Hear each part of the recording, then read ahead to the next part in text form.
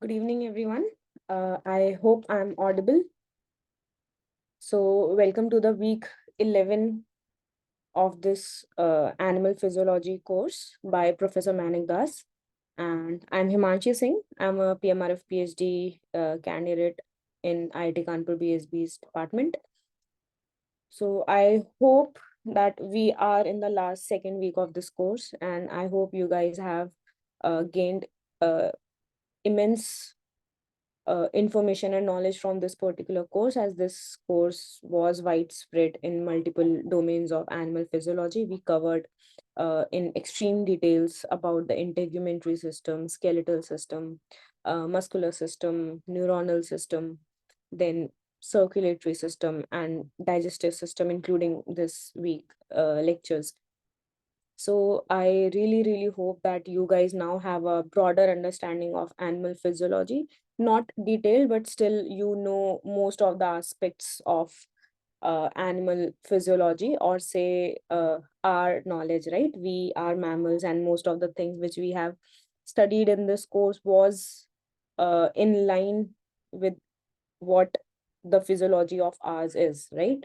We studied about circulatory system, heart structure, different types of muscles. Then we studied about skeletal system. Then we studied in deep details about the neuronal system. In that we studied auditory system, olfactory system. Then we studied about our how we see, what is the structure of eye, what is the structure of our ear. So I guess if you look back, you all of you have come a long way, and you might not be feeling like it that you have done a lot, but it is actually true. If you go back and look at all your assignments and all your video lectures and all your notes, you will actually see that how much of information you have gathered in these week, like in within 10 week, right? So I really hope that this course will help you in future as well as in your current curriculum, for whatever reason you guys have opted for this course. If I remember correctly, I guess in the introductory sessions we actually discussed that why most of you have opted for this course. So some of you were opting out of interest, some of you were looking to fulfill your credit demands in your college, some of you just wanted to enhance your knowledge and wanted to become better at understanding animal physiology, so that you can further uh, deliver these lectures to students, right? So I hope all your hopes and desires which you have for this particular course was fulfilled, and all the best for your exam. I don't know the exact date of the exam, but I really hope that all of you do really well in it and gain a certificate, get the credit. It will definitely boost your CV, and obviously knowledge is everlasting, right? So these sessions will be with you. You can always come back and clear your doubts, right? So, and I hope that you have gathered the knowledge and information which for which you opted this course. So with that, let me start week 11's discussion. So as you know that we will first have a non formal discussion about one particular topic, and then we'll go to the questions. So today's topic, if you remember, that week 11 was predominantly for um, vasculature, or say vascular structure, the structure of vessels and respiration, a brief introduction about respiration. Though it was not brief, but still most of the things were covered in the respiration. So what I have taken for discussion for this particular week is the respiratory system itself. So I hope that you guys know what the respiratory system is, and if not, don't worry, I'm here to tell you guys that. Also, with this particular system, as every system is important, right? You cannot compromise with any other system. But if we talk specifically about the respiratory system, so this is the only system which is actually right? If you consider this in a broad spectrum, this is the only system through which we are interacting with the environment, right? Because when we breathe, we are breathing in air and we are breathing out CO2, indicating that the oxygen which we inhaled was utilized for converting complex molecules into simpler ones so that we can get the energy. And as a byproduct, we are releasing CO2, right? So from the external environment, we took something in and then we again submitted something to the environment which was internal to us. So in a way, we are directly in contact with the environment with the help of respiratory system, correct? So what exactly is the respiratory system? I know this structure, this figure might be looking very complex to you, but don't worry, these are some detailed figure of the respiratory system. For your convenience, you can just remember the broader characterization and the components which are present in the respiratory system, and you will be good to go. Okay. So, beginning with the respiratory system, also respiratory apparatus, ventilatory system, these are just the synonyms for the respiratory system itself, is a biological system consisting of specific organs and structures used for gas exchange in animals and plants. Okay. What does this line mean? It means that respiratory system is a common system between animals and plants. Can you name me other system which is common among both animals and plants? Right? There are plenty, correct? But even in plants, the plants are interacting with the environment via respiration. But respiration is not the only way through which they are interacting with the system. But for us, respiratory system is the only system through which we are exchanging substances from the surrounding, correct? So we are system, and outside our system is the surrounding. Okay. The anatomy and physiology that make this happen varies greatly depending on the size of the organism, the environment in which it lives, and its evolutionary history, correct? Though both plants and animals have respiratory system, but they are very diverse in their role. We inhale and exhale via our nose, predominantly via our nose, and somewhat via our mouth. But there are organisms which respire through their whole skin or whole body also, right? But the respiration process, the biochemical process which is happening is similar, correct? In land animals, the respiratory surface is internalized as linings of the lungs, okay? Gas exchange in the lungs occur in millions of small air sacs. In mammals and reptiles, these are called alveoli. And in birds, they are known as atria. These microscopic air sacs have a very rich blood supply, thus bringing the air into close contact with the blood.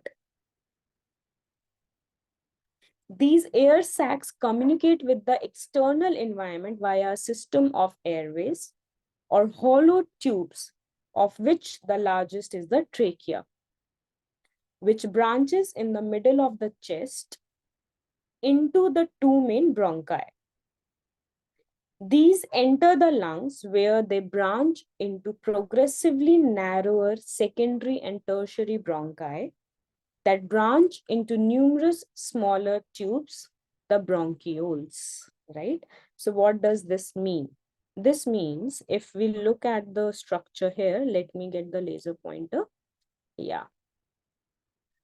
So if we look at the structure here, what this paragraph is saying, that this is the broader pipe, correct? And what this is called trachea, correct? This trachea is further divided into smaller tubes, right? These are called bronchioles. Bronchi. This is trachea. These are bronchi. These bronchi enter the lung where they further branch into progressively narrower secondary and tertiary bronchi that are called bronchioles. Correct? These smaller tubes are called bronchioles. So the main tube is trachea. The two narrower tube in comparison to trachea are the bronchi. Bronchi further gets narrower and narrower as it deeply goes into the lungs, and these are called bronchioles. Okay. So if we start how we respire. So a very common question which comes is, what is the difference between breathing and respiration? Okay. So I know most of you guys know what is the difference between breathing and respiration. But in broader terms, if we want to say, breathing is just inhaling and exhaling. Okay. Respiration is, if there are further different types of respiration, as we're going to see in the video itself. But in respiration, we actually metabolize things, or say use the oxygen which we inhaled via breathing to do something and then exhale. That is respiration. So breathing is just the act of inhaling and exhaling, while respiration is actually utilizing what we have inhaled and then exhaling it out. Okay. So if we look at this, we can clearly see that the respiratory system consists of nose, pharynx, larynx, trachea, main bronchi, right lung, diaphragm. These are the muscles. Then some bronchus, superior, inferior, middle. You don't need to worry about it. Just remember the terminology, so that if you have certain questions in which, for example, the question is which is not the part of respiratory system, so you can just remember, okay, this was the part of respiratory system. You don't need to completely remember it. Then we have right and left. We have two lungs, obviously. And then this is the capillary bed. What the capillary bed means is that when I mentioned that these trachea is divided into bronchi, these bronchi are further divided into bronchioles, and these bronchioles are the ones which are in direct contact with the blood vessels, through which the exchange of oxygen and carbon dioxide occurs, right? So what is the microscopic representation of these bronchioles, or say alveoli? We can clearly see that this is the alveoli, the smaller sacs which we are saying, and these are well circulated with vessels, right? So these are well circulated with vessels. Hence, if the oxygen is present here, it can directly diffuse into the blood vessel, and if the CO2 is present here, it can diffuse into the alveoli, because the difference in the layer is very, very, very thin. Hence, frequently and spontaneously the exchange can happen on the basis of difference in the pressure. So if you have gone through the lectures, you know why this happened. When we are inhaling oxygen, because when we are inhaling air, we are not inhaling only oxygen, right? When we are inhaling air, and air is a combination of multiple gases, it has oxygen, it has CO2, it has SOx, it has NOx, it has everything, right? But we are only utilizing oxygen. So there has to be a particular mechanism through which the air is getting inside, but only the oxygen is getting used, correct? So if you have gone through the lectures, you know that this process of exchanging oxygen and CO2 from system to the surrounding via alveoli and the network of capillaries is based upon the difference in the pressure, the inside pressure and the outside pressure. Now, here inside and outside pressure doesn't mean the pressure of air in the surrounding, like for example in my room, or pressure of air inside my lungs. This difference for a particular exchanging, it will be the pressure which I'm talking about. is the partial pressure of oxygen or carbon dioxide, whatever gas we are talking about, in the alveoli when we are inhaling, and the partial pressure of oxygen or CO2, which is present in the blood, which is present in the capillary surrounding the alveoli. So if there is a difference in the pressure, objects move from higher pressure to lower pressure. Correct? And that is how the exchange of O2 and CO2 occurs. This is the very basic principle, that due to the change in the there is a difference in the partial pressure of gases between the alveoli and the capillaries carrying the blood surrounding the alveoli, we have exchange of these gases. Okay, so for better understanding of respiratory system, we'll look at this small video. So hopefully things will get clear, and then we can discuss it further. So let me just start it.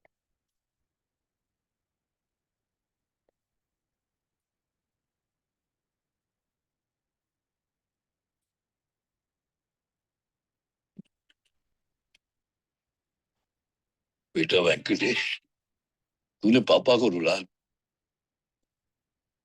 Just give me 1 minute. No?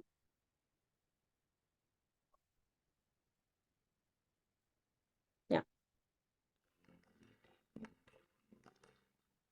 Imagine we have to walk from one place to another. For this, our brain thinks about the movement, instructs the respective muscles, and helps us perform the task. This is what we know as a voluntary activity. Now tell me, do we need to remind ourselves post some time that we have to inhale and exhale air? Or do we remind our heart to beat and pump blood? No, right? That just happens without our notice. These are the examples of involuntary activities. Involuntary activities are mostly the crucial ones that occur within us and which help us sustain life. Take this activity of breathing, for example. Isn't it extremely important? If we don't breathe, then how will all the cells in our body obtain the necessary oxygen for survival? And how will the toxic carbon dioxide be released out? Also, how will the cells derive energy if the food molecules are not broken down? So overall, respiration is extremely important. Now tell me one thing. Are breathing and respiration the same thing? I'm sure your answer will be yes, but that's not true. Let's understand what exactly the difference between the two is. To begin with, I want you to answer one simple question. How do we get the energy to perform all activities? Most of us will answer from the food we eat, right? Well, that's partially correct. The food we eat is the source of energy, which means that the energy is stored or locked inside the food. In order to unlock or derive the energy from it, the food needs to be broken down, and this requires oxygen. So we can say that the process in which the food is broken down in the cells with the help of oxygen to release energy is called respiration. And how is it different from breathing then? Well, breathing does not involve breakdown of food molecules inside the cells. In fact, breathing is purely the exchange of gases, oxygen and carbon dioxide to be precise. So the activity of inhalation and exhalation is breathing, whereas deriving energy from food molecules with the help of oxygen is respiration. Does this mean that breathing is a part of respiration? Absolutely. Breathing is a smaller process which is considered as a part of the larger process of respiration. Let's once again go through the definition of respiration. It's the process in which the food is broken down in the cells with the help of oxygen to release energy. And how do the cells get oxygen? It's due to breathing, right? That's why we say that breathing is a part of respiration. Now, the next important thing we need to understand is the types of respiration. Hold on, isn't it a simple process? How can there be types in this then? Well, respiration is classified in types based on the location where it occurs. There are 3 types of respiration to be precise: external, internal, and cellular respiration. External respiration is the one which occurs at the nasal level. The oxygen from the surrounding air is brought inside the nasal cavity and the carbon dioxide is given out. This is called external respiration, which involves interaction with the exterior world. In other words, external respiration is sometimes used synonymously with breathing. Next in the list is internal respiration. As the name suggests, the one which occurs internally or inside the body to be precise. When the oxygen from the air reaches the lungs, it gets transported to the blood. Similarly, carbon dioxide from the blood is given out in the lungs, which travels later to the nasal area. The oxygen then travels throughout the body and is delivered to the cells, and the carbon dioxide is similarly taken away. This exchange of gases that occurs inside the lungs, blood, and the cells is called internal respiration.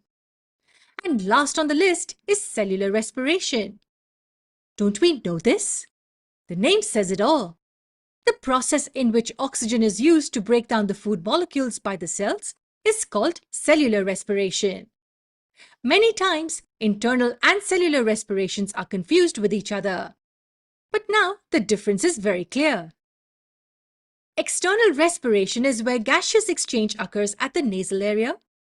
Internal respiration is where gaseous exchange occurs between the lungs, blood, and the cells, while cellular respiration is restricted to the cells only. So, is this seen in all organisms? Do all organisms have this similar system? Well, it's obvious that the mechanisms will vary from habitat to habitat and from organism to organism. So, how are the mechanisms different? Let's find that out in the upcoming video.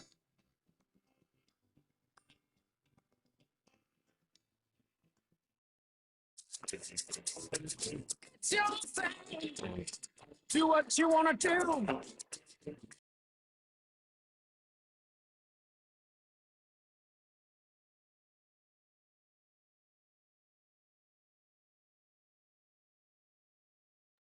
Correct. So as we have seen in the video, it was a very brief description of the respiratory system, but now there are different types of respiratory system, right, as I already mentioned. And also it depends upon, for example, if we talk about fishes, right, fishes live in water. The dissolvability of oxygen in water is different in comparison to the partial pressure of oxygen in air. So our lungs are evolved and adapted in such a way that we can take maximum benefit of that, we can take maximum oxygen, or say we can use maximum amount of oxygen which is available to us in a very efficient way. Similarly, for fishes, they are adapted and evolved in such a way that they can take oxygen from the water which is in dissolved state, right? And if I remember correctly, the amount of oxygen which is dissolved in water is less in comparison to the oxygen which is available to us mammals, or say those who breathe air, or respiration which they breathe in and breathe out air. Correct. So respiration is common in evolution. Every single organism who is alive and who is living respire. Correct. But respiration system, respiratory organs, as well as what they use as the final electron acceptor. Okay, so what I have used here, final electron acceptor, right? So till now, whatever you have studied, whatever system you have studied, we haven't seen the usage of oxygen anywhere. Correctly? We have studied integumentary system, FEEC 1. We have studied skeletal system. We have studied muscular system. We have studied circulatory system. We have studied neural system. So where we discussed about oxygen, if you guys remember, we haven't, right? Then why respiration is so important? Every living organism, say mammals, if we are talking particularly about mammals, we breathe, or say we respire. Plants respire.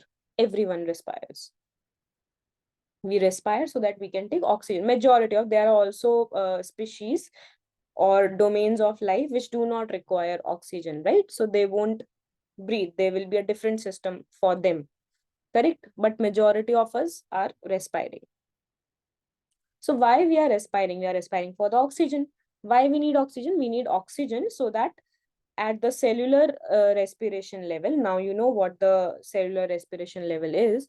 At cellular respiration level, we can metabolize complex compounds which we are getting from the food. Those are the complex molecules, right? So from the food, we can break down those complex molecules into simpler ones, and we can extract the energy from while converting from complex to simple, right? We extract the energy so that we can function, we can do work. But where oxygen is being used, why we need oxygen? We don't need oxygen for, say, we have studied about circulatory system. In circulatory system, where we studied about oxygen, we only studied about oxygenated blood and deoxygenated blood. So what was oxygenated blood? The blood which is coming out from the lungs, right? These are the vessels, correct? So these will go. This pulmonary vein, pulmonary artery, if you remember, these are the ones, veins generally contain deoxygenated blood, except pulmonary vein. All arteries contain oxygenated blood except pulmonary artery. Okay. So with this, if you remember, so if oxygenated blood, we, with respect to circulatory system, we studied about oxygenated blood, deoxygenated blood. Even that is with respect to the lungs, correct?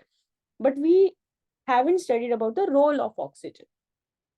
So the role of oxygen comes when we want to metabolize things. So we were talking at a biomolecule level, right?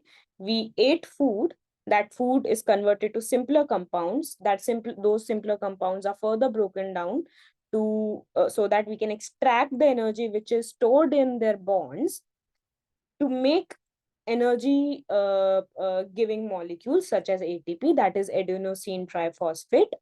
And then we can use these adenosine triphosphate for our work, such as moving muscle. If you remember, moving muscle was an active process, right? So active means it requires energy. And it requires energy means we need to spend ATP molecules. But from where these ATP molecules are coming from? These ATP molecules are coming from the energy which was stored in the food. Now, to extract the energy at the atomic level, what exactly is being transferred? The electrons are being transferred, right, at the atomic level, because those are the ones which has the energy. If we break something, the energy is released, right? So that energy is being captured. And for capturing that energy, we have the oxygen molecule, correct? So there at the terminal level of respiration, the oxygen is utilized only in one process, that is called ETS, or electron transport system or electron transport chain, which occurs on mitochondria. There the ATP is produced, correct? Now when I said there are certain organisms which do not require oxygen, correct?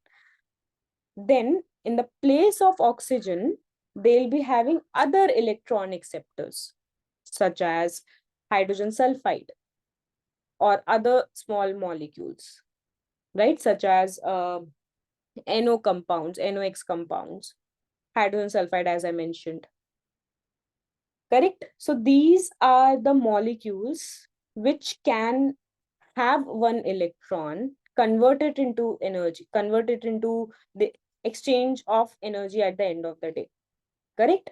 For us, we require oxygen as a terminal electron acceptor so that whatever energy is being extracted from the food can be converted into ATP or energy rich molecules.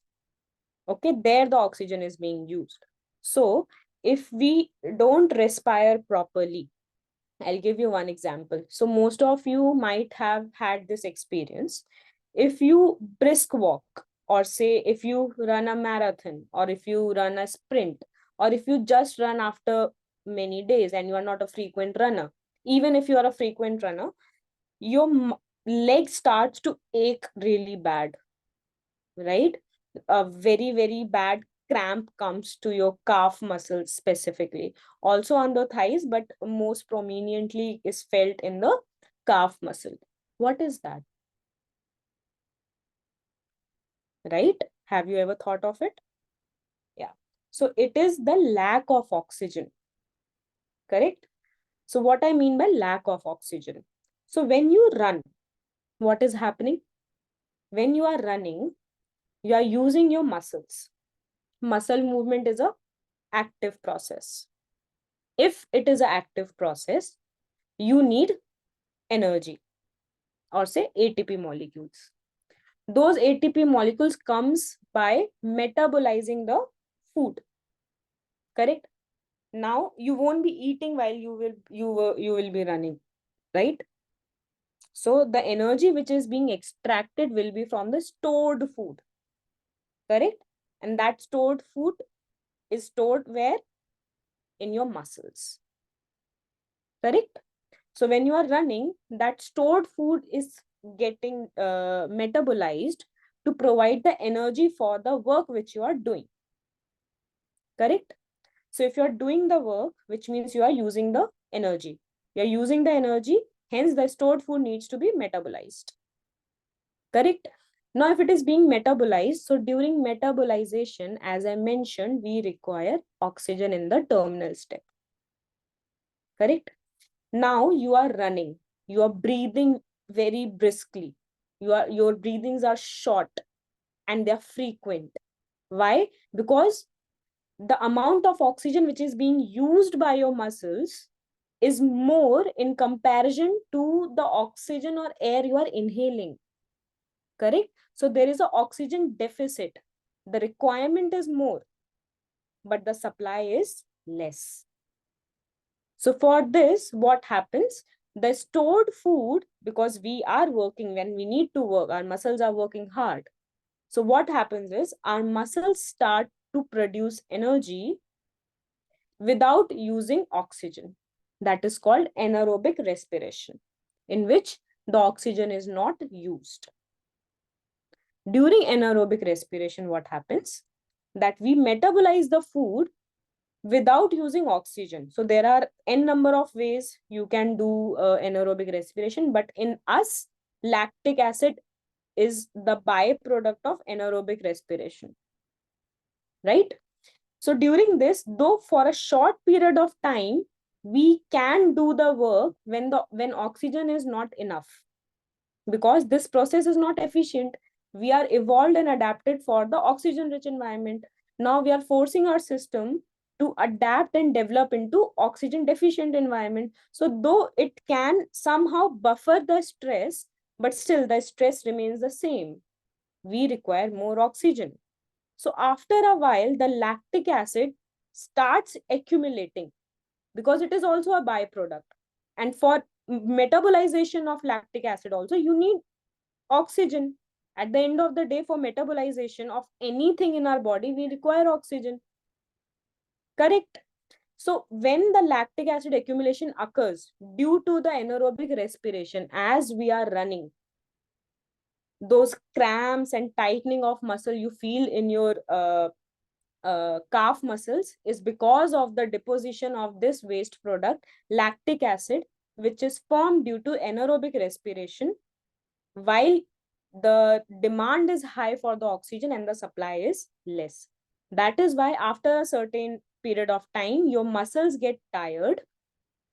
Now they cannot metabolize any more stored food, or they cannot completely metabolize the stored food, or even partially metabolize into lactic acid, because the saturation has occurred. So the moment you stop after those cramps and pain you feel in your calf muscle when you have a really good run, right? So after certain time, say 3 to 5 minutes, the pain goes away, right? And there are no cramps, no tightening, and everything is just like normal. But in those 3 to 5 minutes, it is very painful. So what happens after 3 to 5 minutes? Why the pain is gone? Because the lactic acid, which was accumulated as a result of anaerobic respiration in your muscles, when you stopped running, you started breathing normally, right? And even in the initial phase, when you stop after run, the breathing is frequent, and those and very short inhales and exhales are there. But still, after a while, you get normalized, right? So now what is happening? The demand came normal. The demand is not high for the oxygen now because you're not working. Hence, you do not require energy. Hence, you do not require the metabolization of the food. Okay. So after a while, when you take rest, the demand and the supply of oxygen, they both become equilibrated again. And hence, the normal metabolization of lactic acid occurs and it gets cleared out from the muscles or say system. And hence, the cramps and the pain also goes away, right? So now you can understand how important the oxygen is. And I don't think so I need to like stress this anymore. Like you can try holding your breath. Please don't try this. I'm just giving it as a hypothetical example, that if you try holding your breath for say for even 1 minute, you feel uneasy, right? You spontaneously start breathing, right? Your system forces you to breathe. You can stop your breathing voluntarily for a small period of time, but still after that small stretch of period, involuntary action occurs and you will start breathing again, indicating that our breathing is predominantly involuntary. Hence, in the evolution, a system was adapted in such a way that breathing is so important that it was not under the control of voluntary system. Because the moment, imagine, it's a hypothetical or say thought experiment, sorry. So what if the breathing system, the when we are breathing, when we are not breathing, was voluntary, right? So when we will be sleeping, what will happen to us, right? Chances are, if it was a voluntary system, we will stop breathing because we are sleeping. And if we stop breathing, what will happen? Because when we are sleeping, it doesn't mean that there are no biochemical systems running in our body, right? There are n number of biochemical mechanisms or say cellular pathways or biochemical reactions which are running simultaneously even when we are asleep, right? Those also require energy. Energy comes from the metabolization of food. Metabolization of food requires oxygen. Correct? I hope now you can connect the dots. We need oxygen for metabolization of food. Why we need metabolization of food? So that we can have energy to do work. Correct? To get the energy so that we can do work, we need an involuntary system which will work 24/7 to assure that we have energy. Correct? I hope that this makes some sense and you guys have maybe like now better and clear idea about uh, how to look at the respiratory system overall. Correct? So respiration is not just about inhaling and exhaling. No, not at all. It has intricate details and intricate mechanisms and pathways are associated just for using oxygen for the metabolization. And if I remember correctly, I guess last year or last to last year, actually the Nobel Prize was awarded to group of, I guess, two people in Nobel in physiology and medicine who actually decoded the mechanism of how cells senses the presence of oxygen. Imagine, we are here since billions of years, right? But even now, or you say till today, we don't have a complete understanding of how our cells sense oxygen, which is such an important aspect of our living, right? The moment we stop breathing, we are declared physically dead, right? Except in some cases when the individual bounces back. The actual death is the brain death and the heart stop, but still the first instance is the breathing stoppage, right? The first instance is no breathing, then heart, then brain, correct? The sequence can be different, I'm not sure, but the breathing is the first thing that I'm sure of. Correct. So it is such an important process, such an important system in our physiology, that, and also is so complex that we don't know much about it. Correct. We don't even also know that there are theories and hypotheses out there, obviously, that why we adapted to oxygen only. Why not say carbon dioxide or say nitrogen or say anything else? We are looking for life in on other planets also. So the signature which we are looking earlier, we were looking for is the presence of oxygen. But now we started looking at if the carbon is present. Why? Because we are carbon-based organisms. And carbon-based organisms require oxygen for metabolization. Even our food products are carbon-based, right? We are carbon-based. Our food is carbon-based. We require oxygen for the breakage of carbon-based products. But there, as I mentioned earlier during the discussion, that there are certain organisms which do not require oxygen, right? They require only any small molecule which can accept electron, and hence they are called anaerobic organisms, right? Because they undergo anaerobic respiration. If we talk about the energy production in aerobic respiration and in anaerobic respiration, so what according to you guys will be more efficient? Will it be aerobic respiration or anaerobic respiration? Just a hint, our environment is rich in oxygen.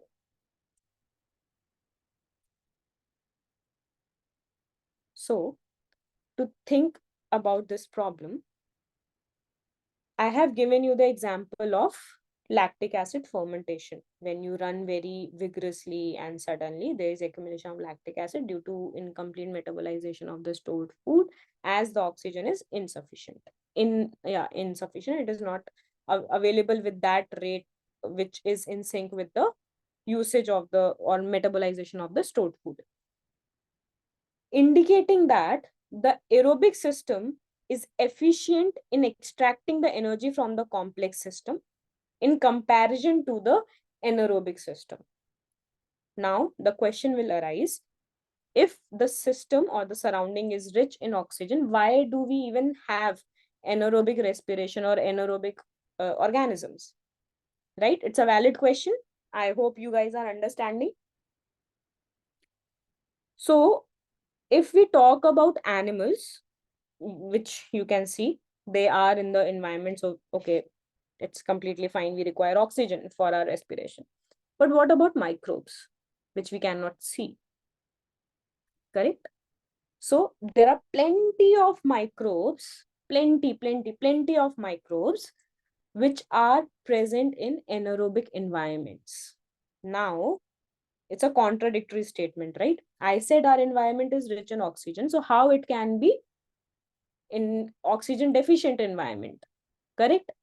The oxygen deficient environment comes at places such as soil, deep into the soil layers where oxygen cannot penetrate, right?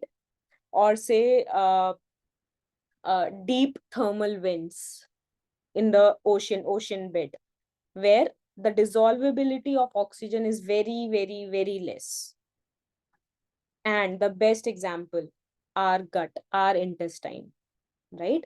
There is no oxygen in our intestine. There is no oxygen present inside our intestine, right? And if microbes needs to survive, as they always survive, they adapt. So they have adapted in such a way that they can survive in oxygen deficient environment also. Correct? And as the hypothesis goes, how the life originated, earlier the environment was deoxygenated only. Then it gradually became oxygenated. Hence, we can see that archaebacteria and bacteria, which are the primitive living organisms, most of them are anaerobic in nature. So those are the remnants and the proof that the life evolved in oxygen deficient environment and then gradually adapted towards oxygenated environment. Okay, I hope that this make some sense and you have a broader understanding of the importance and the occurrence of a respiratory system. So with this, we'll start our question discussion. As always, we'll be having 1 minute for each question. You can drop your answer in the chat box and then we'll see the correct answer. Okay. Yeah, so let me just. Yeah. So our first question for today is, at high vascular pressure, individual capillaries blank and acquire blank cross-sectional area. So we need to fill in the blanks. So is it at high vascular pressure, individual capillaries become narrower and acquire smaller cross-sectional area? Or at high vascular pressure, individual capillaries become narrow and acquire larger cross-sectional area? Or is it at high vascular pressure, individual capillaries become wide and acquire smaller cross-sectional area? Or last, is it at high vascular pressure, individual capillaries become wide and acquire larger cross-sectional area, right? So your 1 minute for this particular question starts now.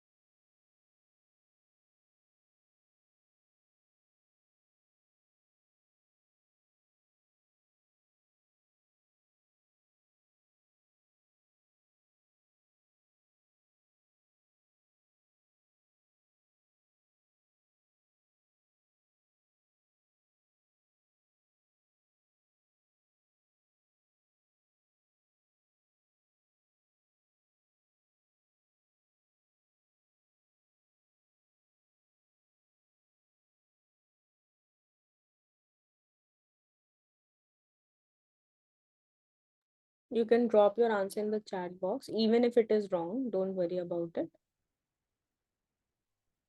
Just try to uh,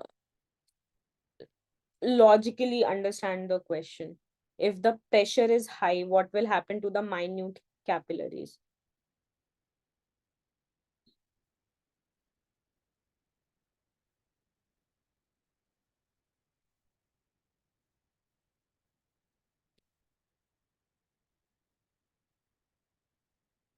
Last 10 seconds to go.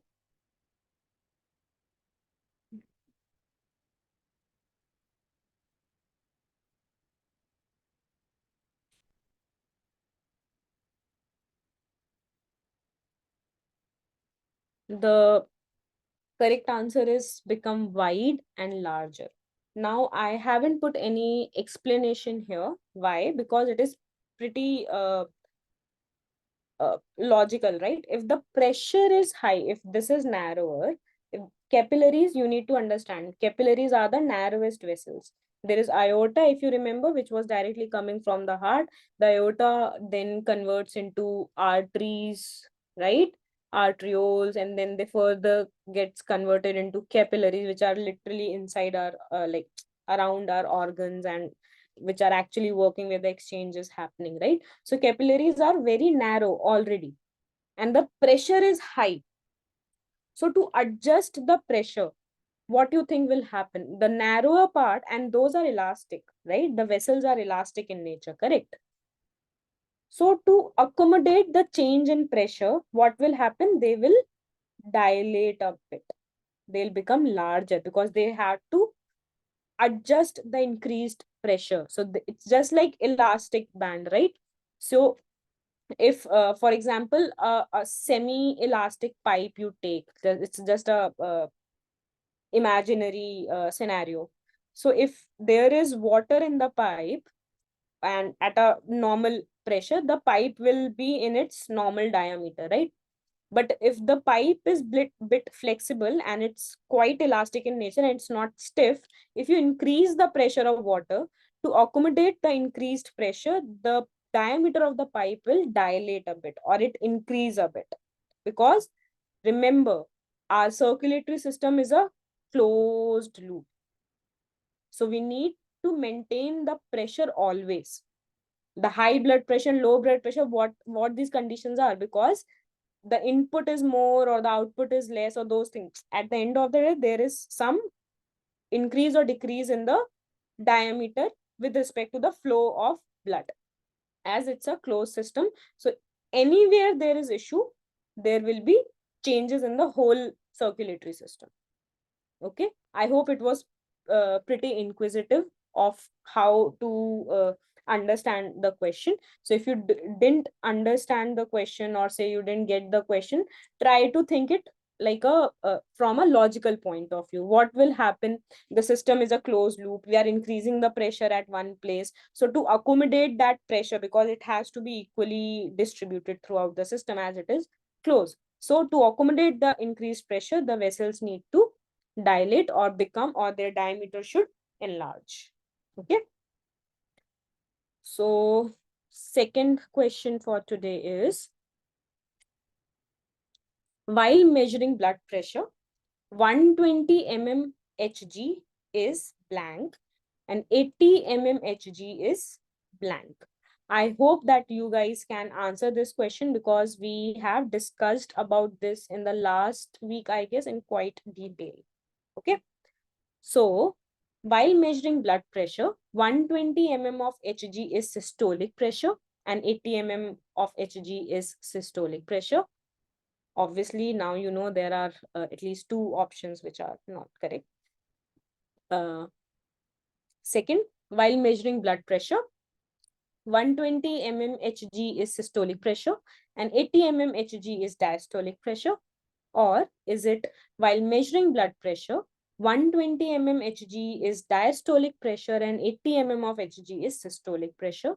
And last but not the least, while measuring blood pressure, 120 mm of Hg is diastolic pressure and also 80 mm of Hg is diastolic pressure. So your 1 minute for this particular question starts now.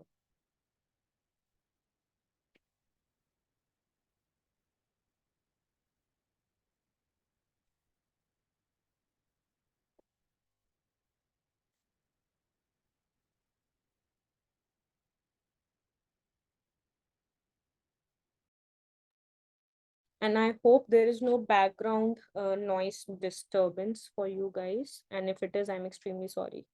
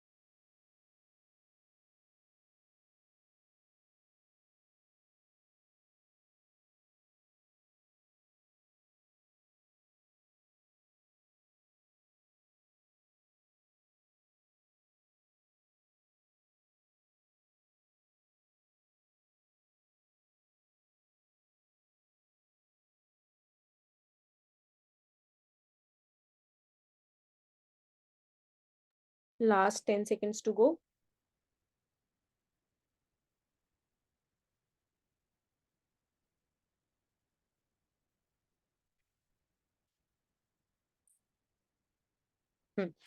It's a pretty easy question to answer, right? We didn't even require 1 minute, but still as my personal protocol. So 120 mm of Hg is the systolic pressure and 80 mm of Hg is the diastolic pressure.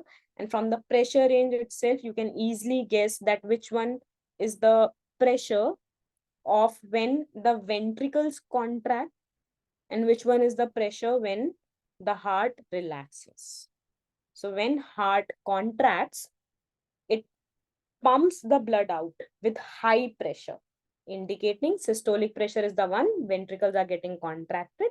And when the heart relaxes, the blood is filled in it. Hence, the pressure will be less in our periphery. Okay. To understand this in a better way, though we have discussed about blood pressure in quite details earlier also, but I thought it's a good exercise to repeat the same things in different manner so that it gets deeply engraved in our mind.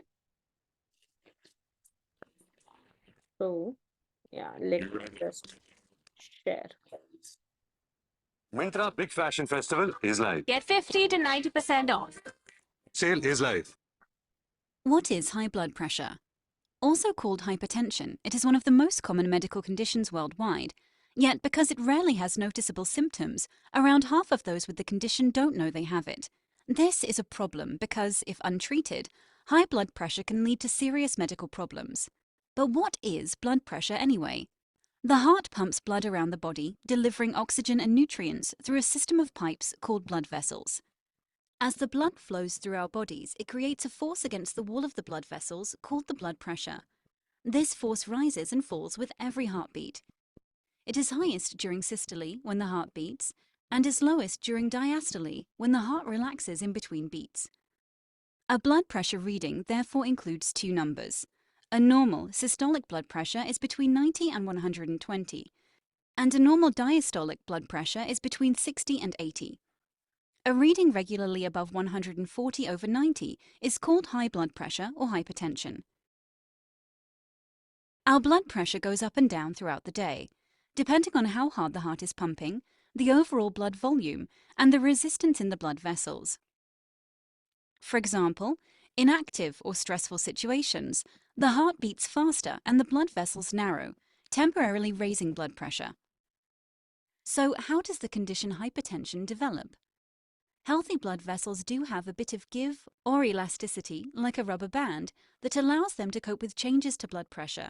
However, different risk factors reduce this elasticity and increase resistance in the blood vessels, leading to persistently high blood pressure.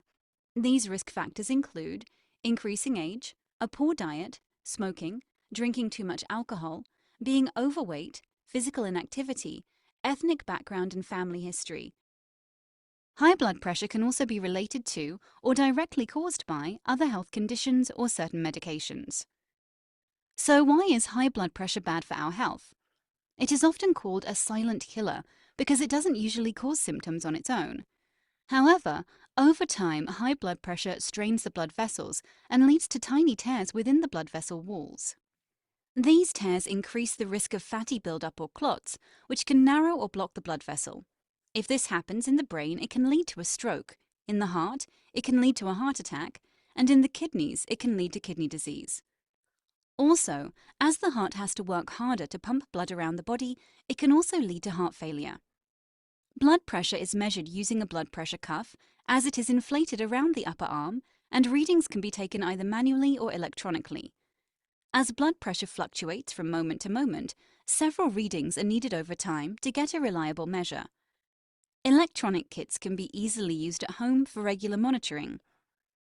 If high blood pressure is diagnosed, a doctor may arrange further tests to check for risk factors and signs of damage.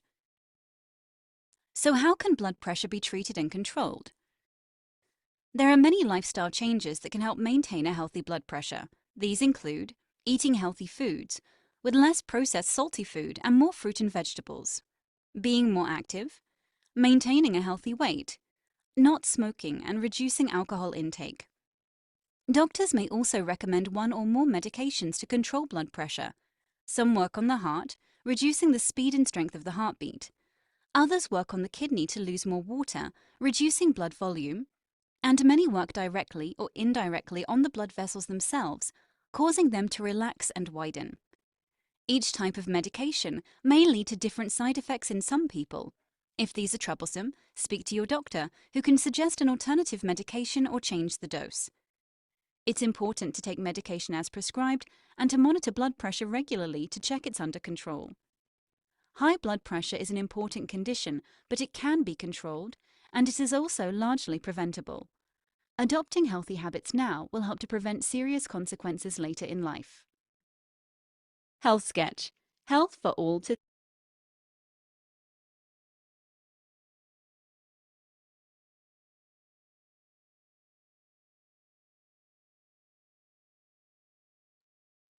Yeah.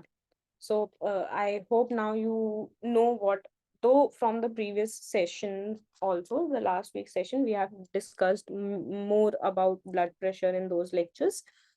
But overall, as in that session also, as I have mentioned, India has a very, very high like probability. It's not even a probability. Scientists have already given us some number, I guess maybe 20, 30 or something, that we will be the capital of high blood pressure, or say hypertension, and also diabetes, right? So as I mentioned in the last session also, that both diabetes, hypertension, they all are interlinked with each other. So the moment you are obese, the occurrence of diabetes will increase. The occurrence of diabetes will lead to high blood pressure. So everything is connected. So if you look at the remedy, or say preventive ways through which disease can be prevented, most of them require you to have some sort of regular exercise.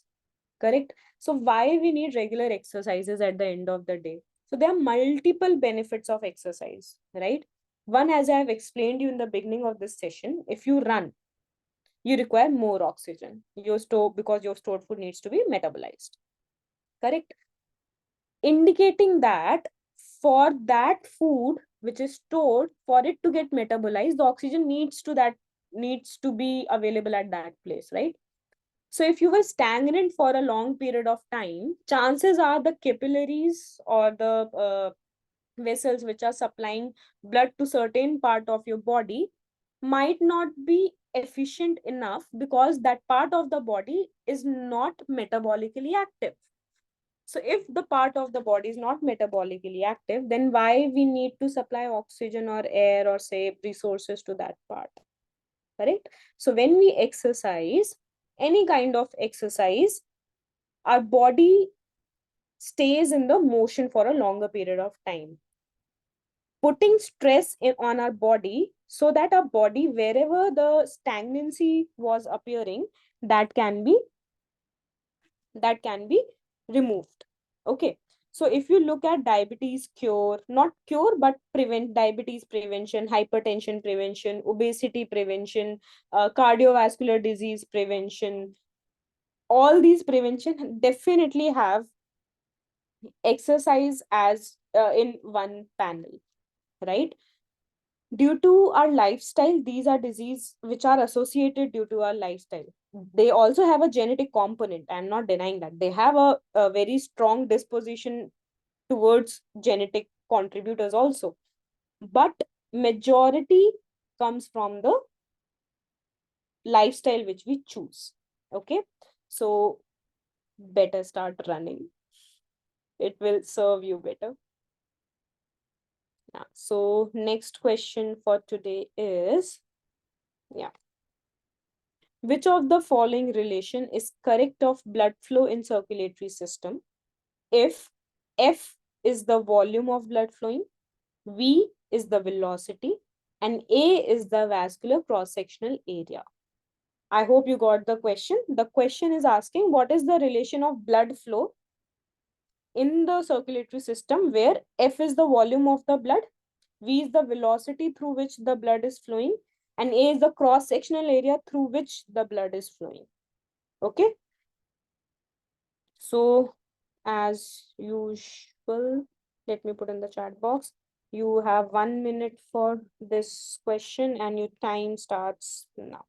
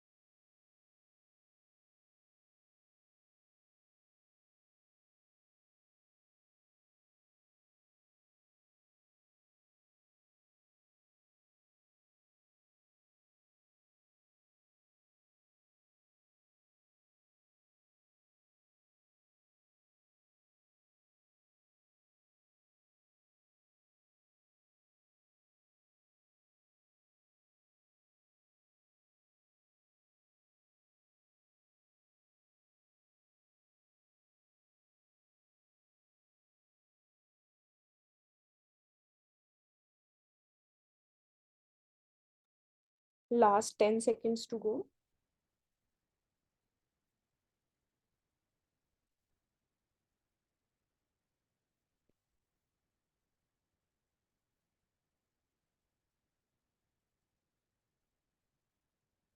The answer is V is equals to F upon A. I hope it is not difficult, right? But still, if we want to express it in how we gonna write, if it's a subjective question, then here is a brief description about it. So let me go through it. So what exactly is the blood flow, right? We need to first know what is a blood flow, and then only we can put a relation of how it is flowing through our tubes if we know the velocity and all that stuff, right? So blood flow refers to the movement of blood through the vessels from arteries to the capillaries and then into the veins. Pressure is a measure of the force that the blood exerts against the vessel walls as it moves the blood through the vessels. Like all fluids, blood flows from a high pressure area to a region with low pressure, right? As we have discussed in the very beginning, that even the exchange of oxygen and CO2 in the lungs is due to the difference in the pressure, correct? So blood flows in the same direction as the decreasing pressure gradient, arteries to capillaries to veins. Okay. The rate or velocity of blood flow varies inversely with the total cross-sectional area of the blood vessels. As the total cross-sectional area of the vessels increases, the velocity of flow will decrease. Blood flow is slowest in the capillaries, which allows time for exchange of gases and nutrients. Now you get it, like why we require narrow vessels around our organs, because in narrow vessels, the flow of blood will be at slower rate, which will give enough time for the organs and the cells which are associated with the capillaries or in at the contact area of the organ and the vessel to have enough time so that they can exchange oxygen and nutrients effectively. Correct? Resistance is a force that opposes the flow of a liquid, and it is not specifically for blood. Any flow of liquid will have resistance, correct? So in blood vessels, most of the resistance is due to vessel diameter. As vessel diameter decreases, the resistance increases and the blood flow decreases, correct? I hope that this is pretty self-explanatory things. If you have any doubt, please feel free to ask or drop in the like the comment section. I'll definitely reply. So very little pressure remains by the time blood leaves the capillaries and enters the venules. Venules were the smaller veins, right?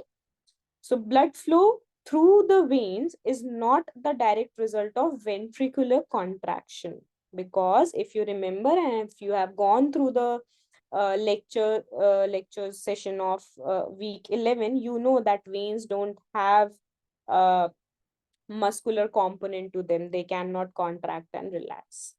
Instead, venous return depends on skeletal muscle action, respiratory movements, and constriction of smooth muscles in venous walls. Excuse me.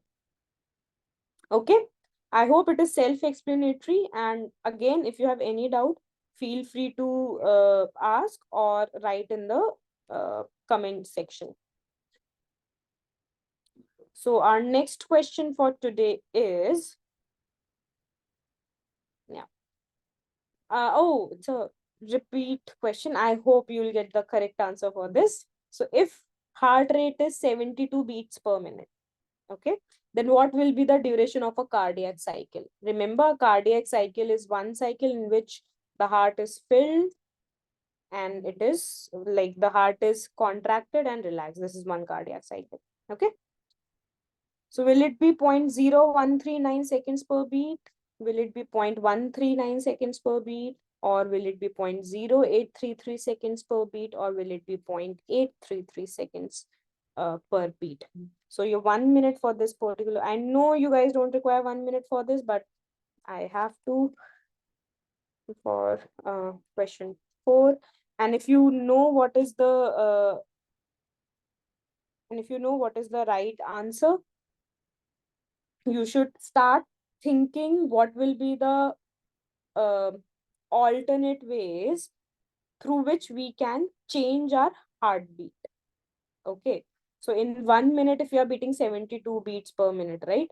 So what are the factors which will either enhance or which will either increase or decrease the heartbeat first? And second, what are those conditions when the heart rate is high and the heart rate is low? There are particular terminologies associated with these conditions. So start thinking about those while you are answering this. Okay.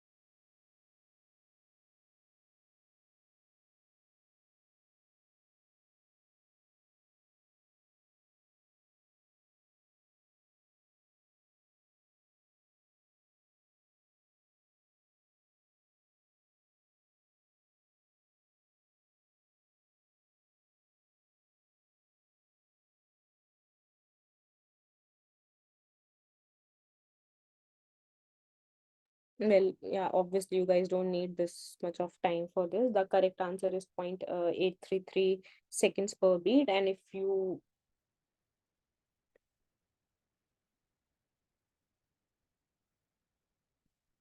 oh, okay, I've forgot, I think.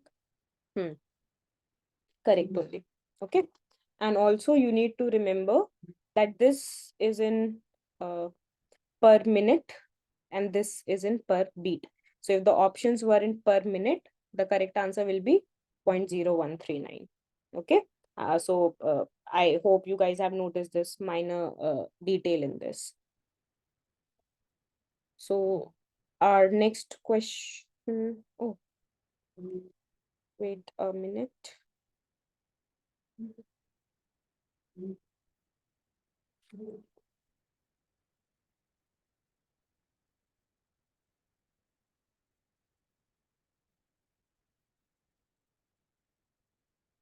Yeah, apologies for that.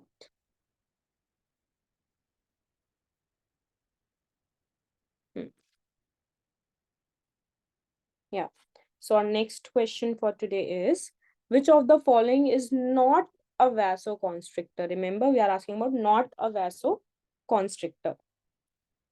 Is it thromboxane? Is it norepinephrine? Is it alpha adrenergic agonists? Or is it beta adrenergic agonists? So your 1 minute for this particular question starts now.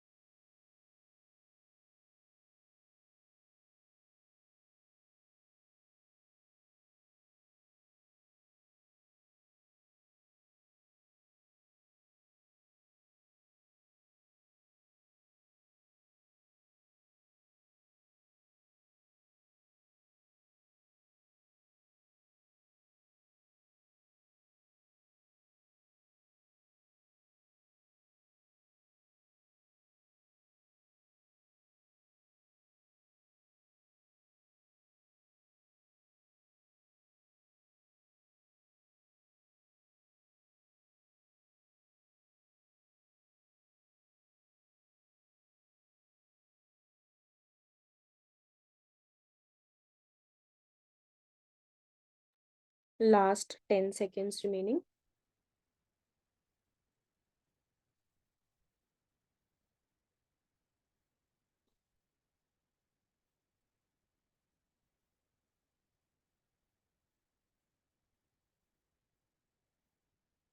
The correct answer is beta adrenergic agonists. If you don't know what they are, let me help you guys out.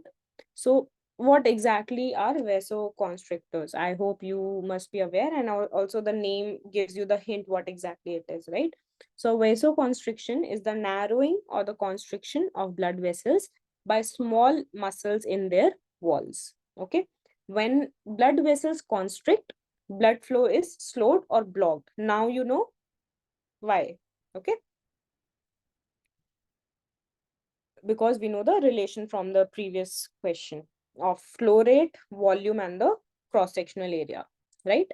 So vasoconstriction may be slight or severe. It may result from disease, medicines, or psychological conditions. Now talking about the beta adrenergic agonists. So what are they? So beta 2 adrenergic agonists are a drug class used as a mainstay treatment for respiratory diseases such as bronchial asthma and chronic obstructive pulmonary disease.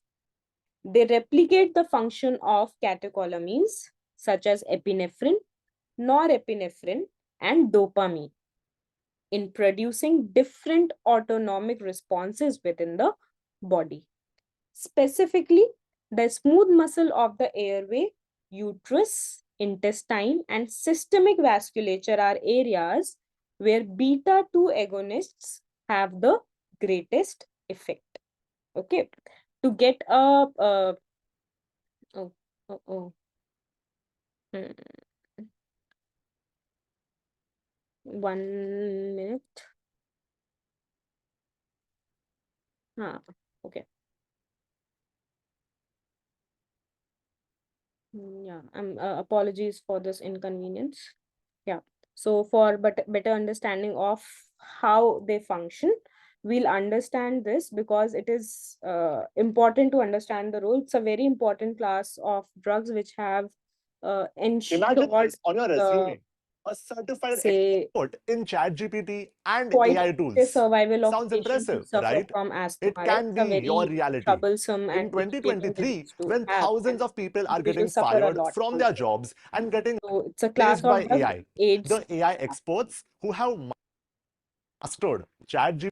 Beta-2 adrenergic agonists are a class of medications that are common in the field of respiratory care. They are used to treat obstructive conditions such as asthma and COPD. This video is going to provide you with an overview of the beta-2 adrenergic bronchodilators, hopefully to help make the learning process easier for you. So if you're ready, let's get into it. First and foremost, what is a beta-2 adrenergic agonist? This is a class of medications that act on the beta-2 adrenergic receptors. This causes the smooth muscles of the airways to relax, which is why they are effective in treating conditions that cause acute bronchospasm. Beta-2 adrenergic agonists cause smooth muscle relaxation, bronchodilation, vasodilation, and the release of insulin. Now let's talk about the types of beta-2 adrenergic agonists. There are three primary types, and they are short-acting, long-acting, and ultra-long-acting. Short-acting beta-2 agonists are known as rescue drugs because they are used to treat acute bronchospasm. For example, if a patient is having an acute asthma attack, then a short-acting bronchodilator would be indicated. Long-acting beta-2 agonists, on the other hand, are known as maintenance medications. That is because they are used to control and maintain conditions that cause chronic bronchospasm. For example, they would be useful for the maintenance of patients with stable asthma and COPD who are not having an acute exacerbation. If the patient is having an acute attack, a short, fast-acting bronchodilator would be indicated. But if they're in stable condition, this is where long-acting bronchodilators are useful to help prevent those acute exacerbations. Now let's go through some examples of each type. Some examples of short-acting beta-2 agonists include albuterol, levalbuterol, and metoprolol. Some examples of long-acting beta-2 agonists include arformoterol, salmeterol, and formoterol. Keep in mind, these were just a few examples of the common types of this medication. We actually have a full guide on our website if you want to dive deep. But moving right along, now let's talk about the adverse side effects of beta-2 adrenergic agonists. Here are some of the most common examples: tachycardia, shakiness, tremors, and quivering, palpitations, excessive sweating, anxiety, and insomnia. The severity of each side effect varies from patient to patient, but these are just some of the ones to look out for. Real quick, guys, do me a huge favor and hit the like button. It really subscribe button. I'd like def information as well because we have a ton of this video. Beta-2 adrenergic agonists are definitely a class of medication that every medical professional should be familiar with, and this is especially true for respiratory therapists. We'll be going even deeper into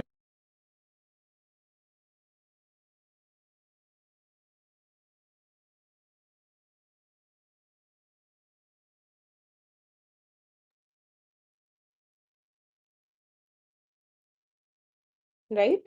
So now you also know the different types of beta adrenergic agonists. Those are short, long, and for what purposes they are being used.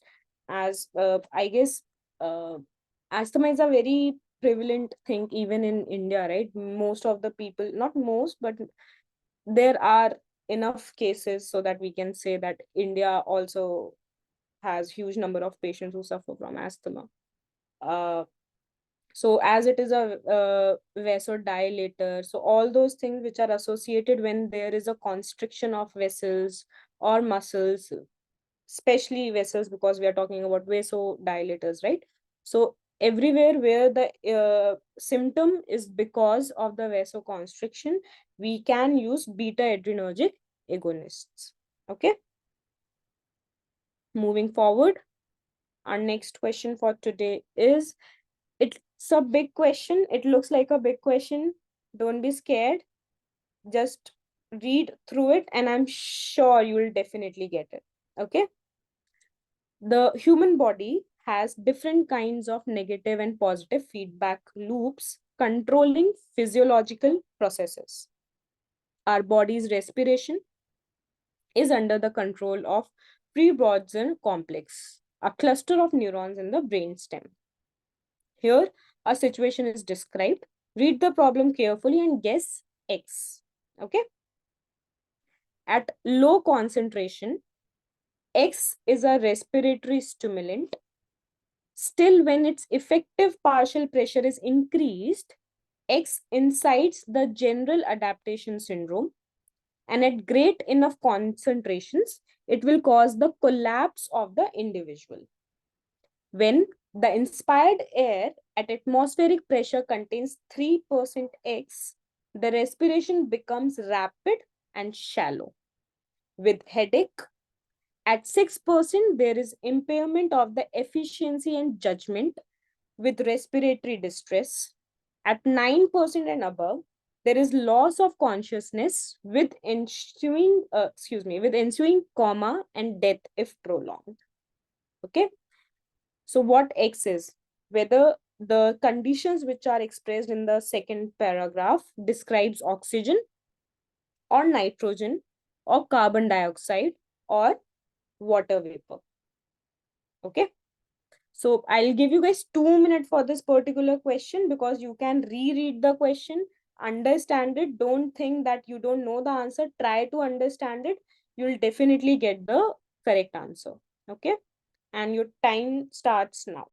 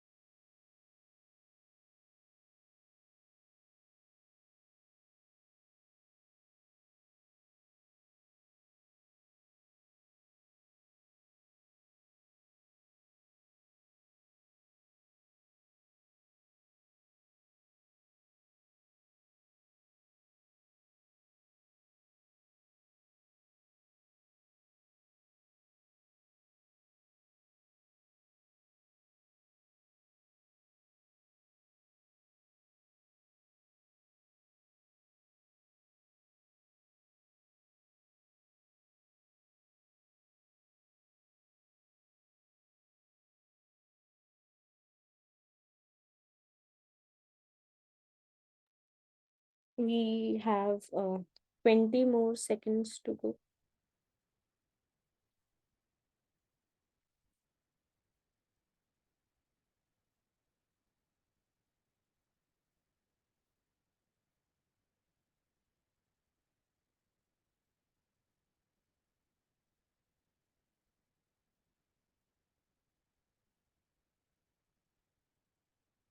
It's a pretty easy question. Huh? The more you read it, the more you can get closer to the real answer from the options given below.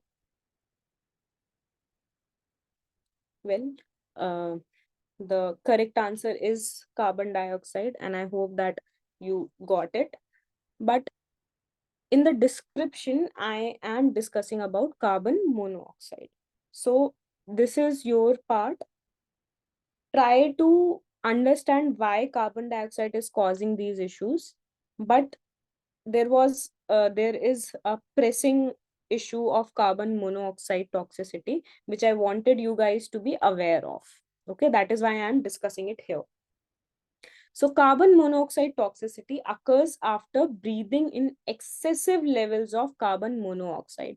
Imagine with carbon dioxide, if we change the partial pressure or say atmospheric pressure just within the range of 1 to 2%, these things, even hallucinations, death if prolonged is happening, then what will happen if a partial carbon dioxide oxidized product is available, that is carbon monoxide, right? So carbon monoxide is a renowned toxicity, and a lot of people have lost their life because of this poisoning, carbon monoxide poisoning. Okay, that is why I want you guys to be aware of it. So carbon monoxide toxicity occurs after breathing in excessive levels of carbon monoxide.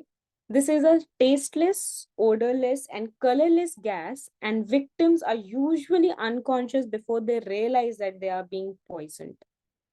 Patients may have headache, weakness, dizziness, and nausea, along with tachycardia and tachypnea. Carbon monoxide is released into the environment by incomplete combustion of carbonaceous material. The sources of carbon monoxides are plentiful, and except carbon dioxide, CO is the most abundant pollutant in the lower environment.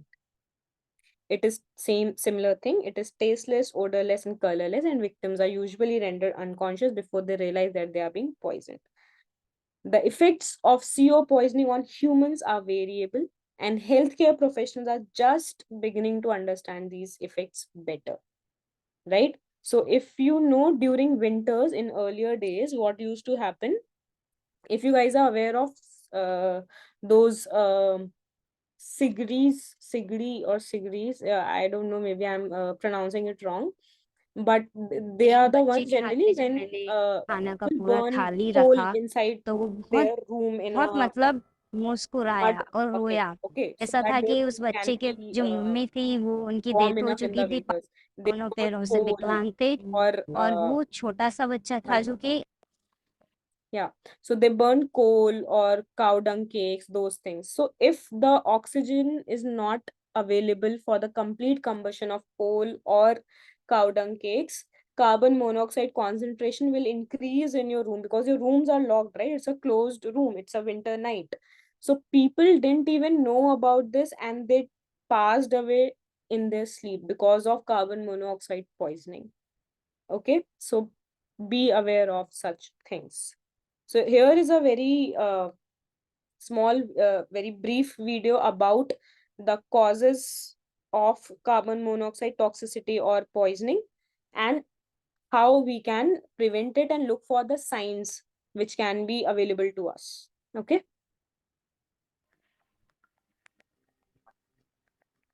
In this video, we're going to explore some key symptoms of carbon monoxide poisoning and who you might suspect this in, as well as ways to prevent it. But before we look at the symptoms, what are the possible causes of carbon monoxide poisoning? Well, carbon monoxide is a poisonous gas that can make you seriously ill if you breathe it in, and some common household appliances that are used for heating and cooking can produce it, especially if they're not installed properly, they're faulty, or they're poorly maintained.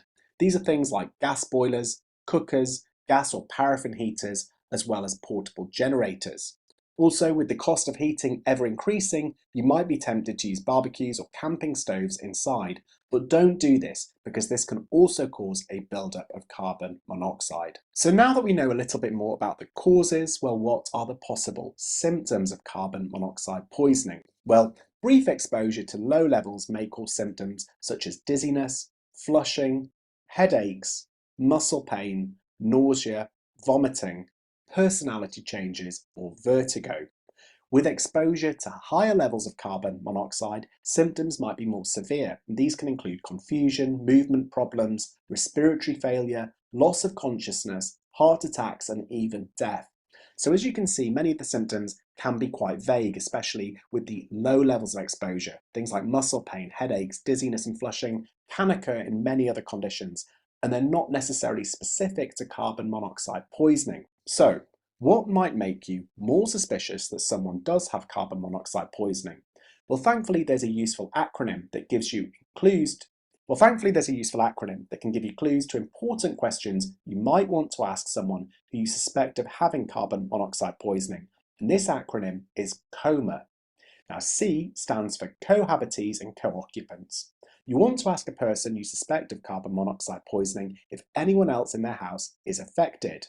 If they are, this may raise suspicions of a possible carbon monoxide leak. Now, O stands for outdoors. You should ask the person if their symptoms improve when they're out of the building.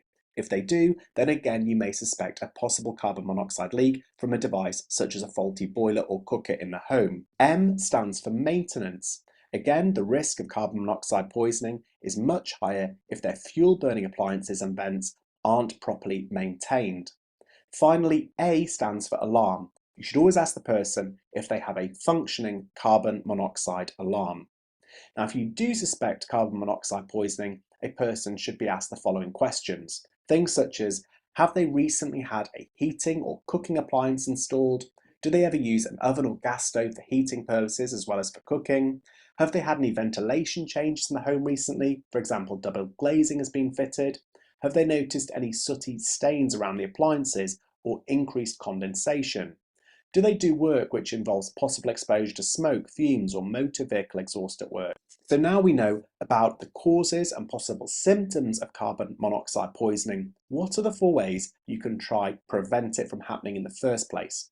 Well, number 1 is to get a carbon monoxide alarm for each room of your home that contains appliances that burn gas, oil, coal, or wood. And I've included a link to some of these in the description box of the video to purchase if you don't have one in the home already. Number 2 is get heating and cooking appliances properly installed and keep them well maintained. Number 3 is make sure that your boiler is serviced once a year by a qualified engineer. And number 4 is keep chimneys and flues clean and well maintained. Finally, if you or someone you know is worried about carbon monoxide poisoning, stop using the appliances that you think might be making carbon monoxide, things like the boilers or cookers. Number 2, open any windows and doors to let fresh air in. Go outside, and finally get medical advice as soon as possible. Don't go back into the affected building.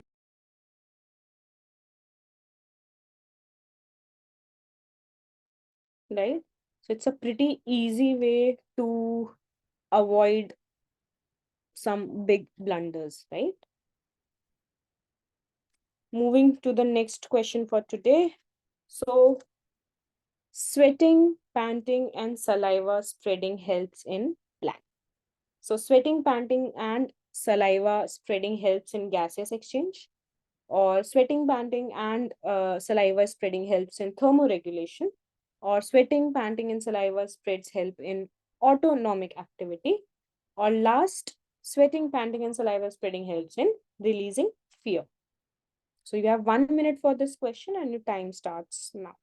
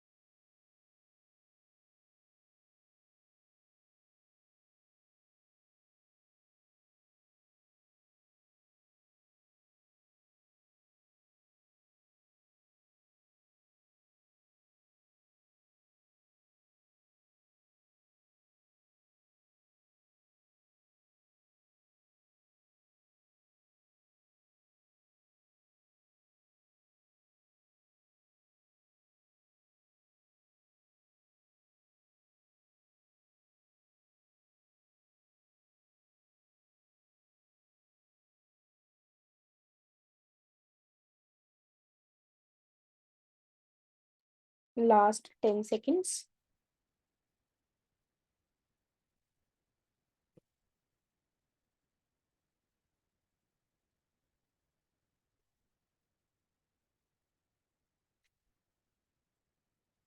The correct answer is thermoregulation. Okay.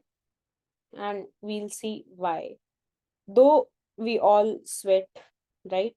But, and also we have, I guess I remember that we have discussed about the way through which sweat helps in controlling our temperature. It is not the release of water, but the evaporation of water via the air from the surrounding, from our surface, which gives us the cooling feel. I guess we have discussed it. Yeah. So in humans, sweating is the most powerful autonomic thermoeffector. The evaporation of sweat provides by far the greatest potential for heat loss, and it represents the only means of heat loss when air temperature exceeds skin temperature. Sweat production results from the integration of efferent neural information from peripheral and central thermoreceptors, which leads to an increase in skin sympathetic nerve activity. At the neuroglandular junction, don't worry, we're gonna see everything in the video, okay? At the neuroglandular junction, acetylcholine is released and binds to muscarinic, excuse me, okay, is released and binds to the muscarinic receptors, which stimulate the secretion of a primary fluid by the secretory coil of eccrine gland. The primary fluid subsequently travels through a duct where ions are reabsorbed. The end result is the expulsion of hypotonic sweat on the skin surface. Sweating increases in proportion with the intensity of the thermal challenge in an attempt of the body to attain heat balance and maintain a stable internal body temperature with respect to the surrounding. Okay. The control of sweating can be modified by biophysical factors such as heat acclimatization, hydration, and non-thermal factors. The purpose of this article is to review the role of sweating as a heat loss thermoeffector in humans. I'm sorry, I forgot to put the link of this article. I'll surely put it, and then we can, okay, yeah. And then you guys can go ahead and read the article for better understanding. Okay. So here we'll see a very brief description of how sweat is produced and how it is helping in thermoregulating our temperature. Let me share the screen.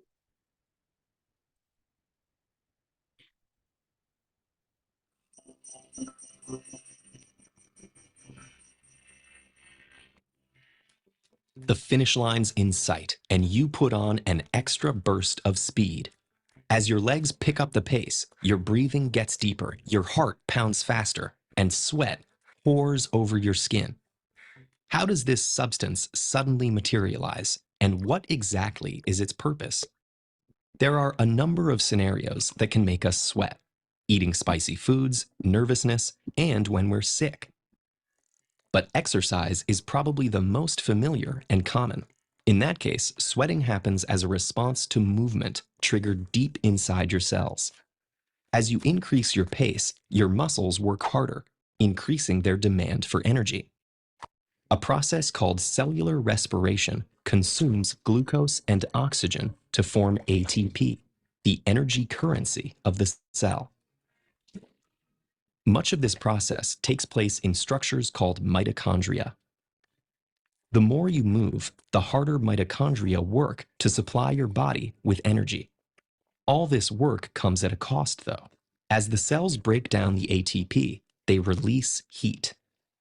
The heat stimulates temperature sensors throughout your body. Those receptors detect the excess heat being produced by your muscle cells and communicate that information to the hypothalamus, which regulates body temperature.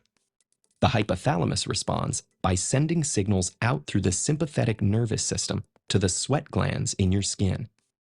These are distributed all over the body with especially high concentrations on the palms of your hands, the soles of your feet, and on your head. When a sweat gland first receives the signal, the fluid surrounding the cells in its coiled base contains high amounts of sodium and chloride. The cells pump these ions into a hollow tube that runs through the sweat gland. Then, because it's saltier inside the tube than outside, water moves into the tube by osmosis. As what's called the primary secretion builds up in the bottom of the tube, water pressure pushes it up into the long, straight part of the duct. Before it seeps onto the skin, cells lining the tube will reclaim as much salt as possible so the process can continue. The water in sweat absorbs your body's heat energy and then evaporates off of you when it reaches the surface, which in turn lowers your temperature. This process, known as evaporative cooling, was an important adaptation for our ancestors. This cooling effect isn't only helpful during exercise. We sweat in many other scenarios too. Eating particularly spicy food makes some people sweat profusely from their faces. That happens because spices trigger the same neural response in the brain that activates temperature receptors, which usually respond to increased heat. Sweating is also part of the fight or flight response, stimulated by stressful scenarios like asking someone on a date or interviewing for a job. This happens because adrenaline stimulates muscle activity and causes blood vessels to widen. Two responses that increase heat and trigger the sweating response. And sweating also occurs when we get sick. When we're feverish, we sweat because infections stimulate the hypothalamus to increase muscle activity, which in turn releases more energy as heat. That increases your overall temperature, a protective mechanism that makes your body less habitable for infectious agents. Like with running, sweating helps your body vent that heat. When the fever's over or you've won your race, your temperature receptors sense the decrease in heat, and the hypothalamus brings your sweating response to an end. In some cases, like after a run, the hypothalamus also signals to your body that you need to replenish the water that you've oozed out. So, when you're pushing yourself to reach that next goal, you can think of sweat as your body's very own calibrator, enabling you to go that extra mile. Have you given the TED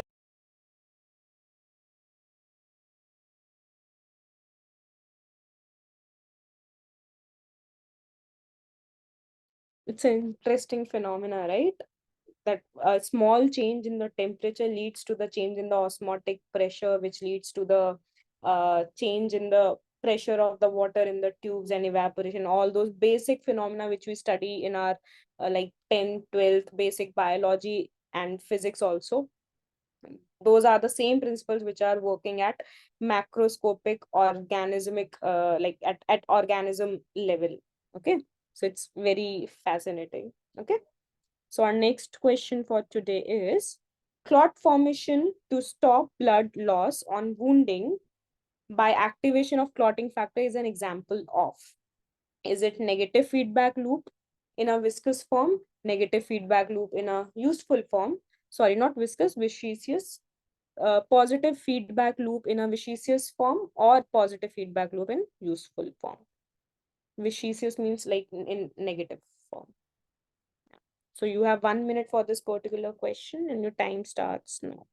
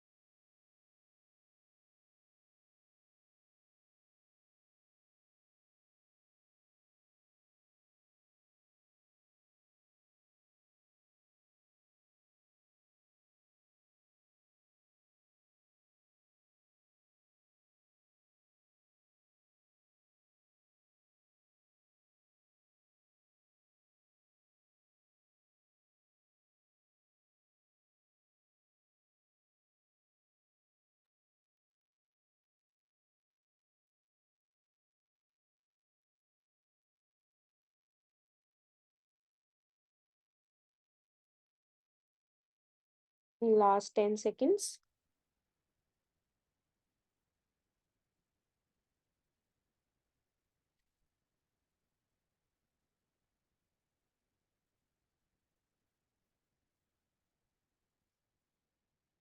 The correct answer is obviously positive feedback loop because we want our wound to be healed, right?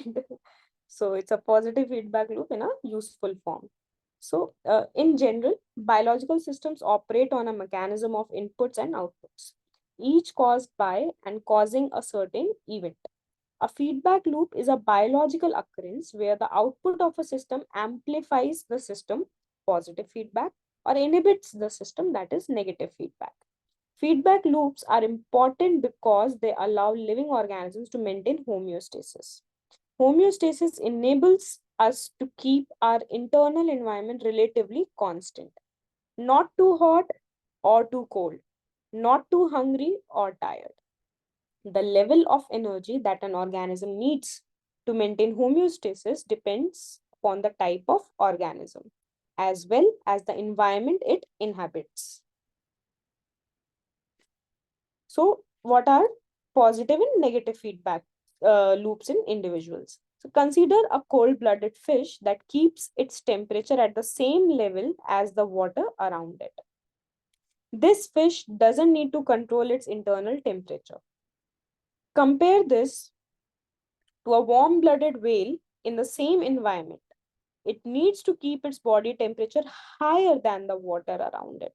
So, it will expend more energy in temperature regulation. This is a difference between ectotherms and endotherms. An ectotherm uses the environmental temperature to control its internal temperature, reptiles, amphibians, and fishes. Whereas an endotherm uses homeostasis to maintain its internal temperature. Endotherms can maintain their metabolism at a constant rate, allowing constant movement, reactions, and internal processes, whereas ectotherms cannot maintain their metabolism at a constant rate. This means that their movement, reaction, and internal processes are dependent on adequate external heat, but it also means that they require less energy in the form of food as their bodies are not constantly burning fuel. So this is a little bit of comparison between a positive feedback loop and a negative feedback loop, which you guys can go through when I'm going to upload the slides after the session itself. Okay. So next question for today is, lie detection is based on the assumption that when an individual experiences apprehension, fear, or emotional excitement, his or her respiration rate increases, blood pressure increases, or galvanic skin resistance sharply increases. Which of the following is the correct answer? So A is not true, B is not true, C is only true, or all of the above, that is A, B, and C are true. So you guys have 1 minute for this particular question and your time starts now.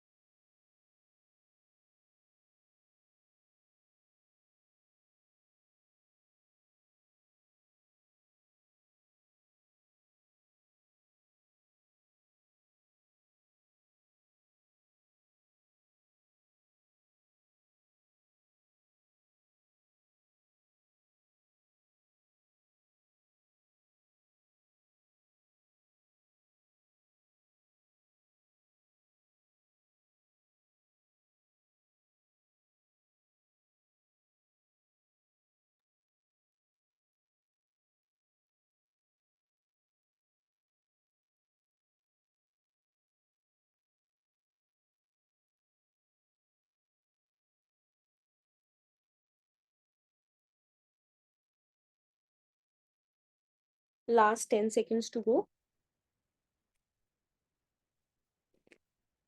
Just a hint, it is related to the sympathetic nervous system.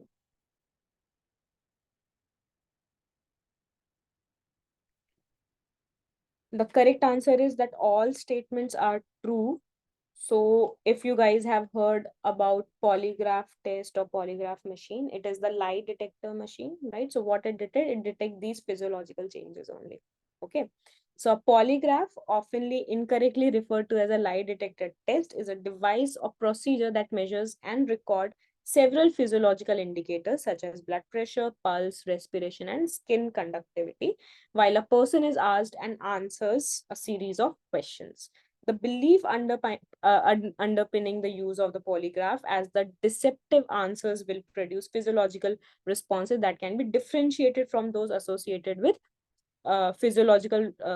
produce physiological responses that can be differentiated from those associated with non-deceptive answers. However, there are no specific physiological reactions associated with lying, making it difficult to identify factors that separate those who are lying from those who are telling the truth. But still, when you are scared or excited, you know why you guys are feeling that. It's because of the activation of sympathetic nervous system, right? So you can somehow relate to this, but many people have already fooled polygraphs, though it is still used for certain reasons. But yeah, you cannot detect. But again, if you want to detect, you can actually relate to these physiological changes in a person, and you can relate these things to whether they are telling the truth or they are telling a lie. Okay. Then, due to constraint in the time, we'll take this last question. Yeah. Pulmonary stretch receptors are mechanoreceptors found in, you can guess from the name where these receptors will be found. Will it be lungs, heart, arteries, or veins? You guys have 1 minute for this. Kindly drop your answer in the chat box.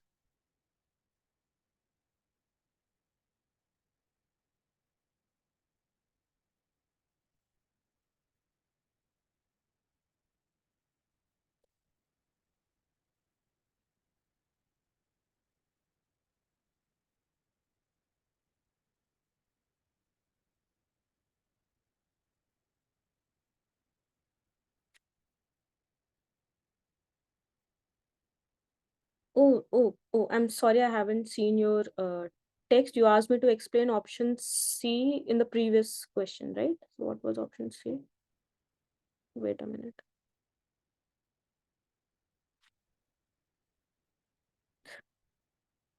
Okay. Galvanic skin resistance.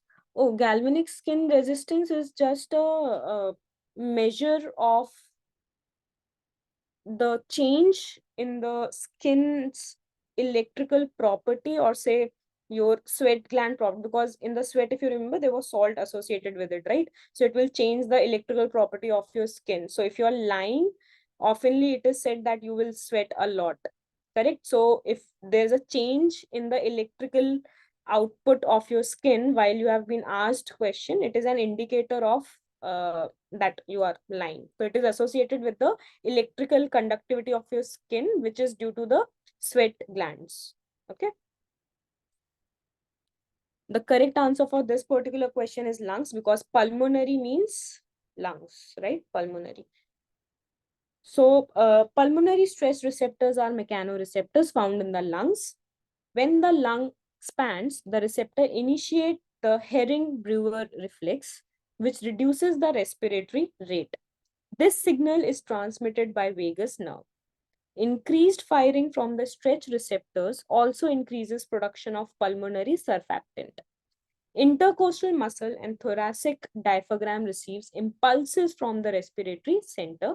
Stretch receptors in the lungs send impulses to the respiratory center, giving information about the state of the lungs. So if you remember, we also studied about the reflex arc and muscle stretch receptors, right? So those all are associated with the mechanoreceptor. So because when we are inhaling and exhaling, our lungs are physically expanding and contracting, right? So there has to be some sensor or limit through which they are allowed to stretch or contract, right? Otherwise they'll burst if the pressure is too much. So hence there is a whole receptor, stretch receptor mechanism associated with lungs also. Okay. So this is all from my side for this particular week. Thank you so much for your patience, and I hope that you guys are learning something new and you guys are able to do your assignments on time. As always, the question for pondering with respect to this particular week from my side to you is, we studied about carbon monoxide toxicity, right? Now I want you guys to go and read about, or at least think about, that why carbon monoxide is so harmful. We have carbon dioxide, which is harmful, agreeing. It is naturally present in the environment and all those things, right?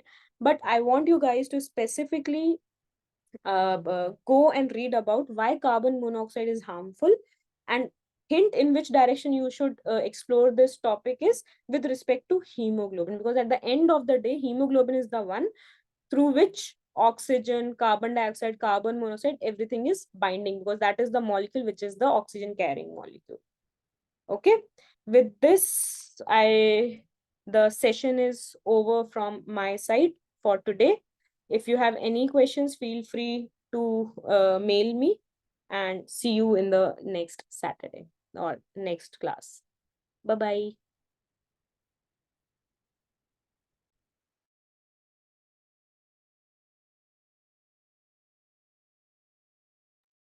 Thank you.